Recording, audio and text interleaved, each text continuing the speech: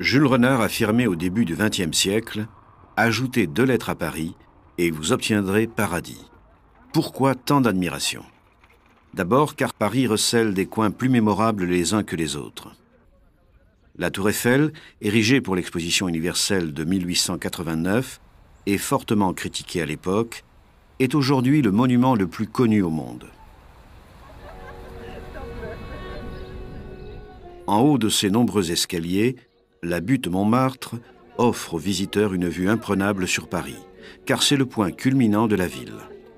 C'est là que l'on a construit le Sacré-Cœur, à la fin du siècle dernier.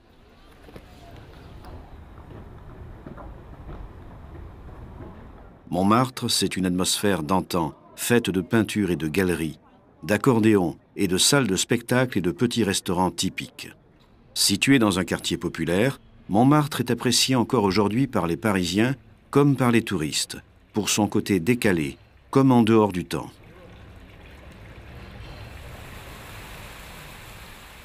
Radicalement plus moderne, le quartier de la Défense est le quartier des affaires parisien et le siège des entreprises multinationales françaises. La Grande Arche rappelle l'Arc de Triomphe que l'on voit dans son prolongement. Érigé en souvenir des victoires napoléoniennes, il se trouve en haut des Champs-Élysées, la plus belle avenue du monde. À Paris, on trouve aussi des havres de paix et de nature dans les jardins publics, dont les plus célèbres sont le Jardin du Luxembourg et les Tuileries, attenant au musée du Louvre. Les Parisiens y viennent pour flâner, s'y promener, y jouer, y faire du sport ou y écouter de la musique. Bref, ils veulent oublier qu'ils se trouvent dans une agglomération de 10 millions d'habitants. La célèbre place des Vosges ouvre la porte à un quartier central à la fois antique et actuel, le Marais.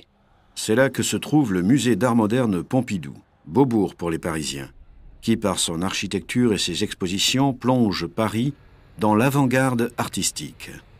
Dans les beaux quartiers de l'ouest de Paris, les immeubles haussmanniens rivalisent d'élégance et accueillent aujourd'hui le siège de grandes banques. Alors que la colonne de la place Vendôme, voulue par Napoléon pour commémorer la bataille d'Austerlitz, veille sur les boutiques de joailliers installées aux alentours.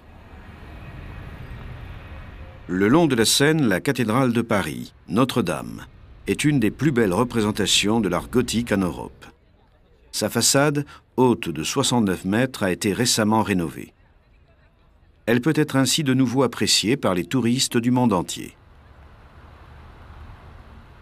Plus loin, la mairie de Paris, l'hôtel de ville, qui rappelle la devise de Paris, Fluctuat nec mergitur, et la place de la Concorde avec son obélisque, ramené d'Égypte par Napoléon après sa campagne victorieuse.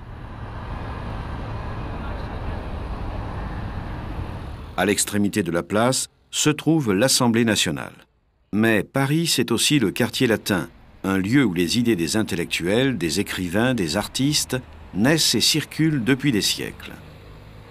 C'est dans ce quartier que l'on trouve le Panthéon, l'université de la Sorbonne, créée en 1253, l'une des plus vieilles au monde, et 2 statues, l'une en l'honneur du poète Apollinaire, bronze réalisé par Picasso, et l'autre en l'honneur de l'écrivain Montaigne.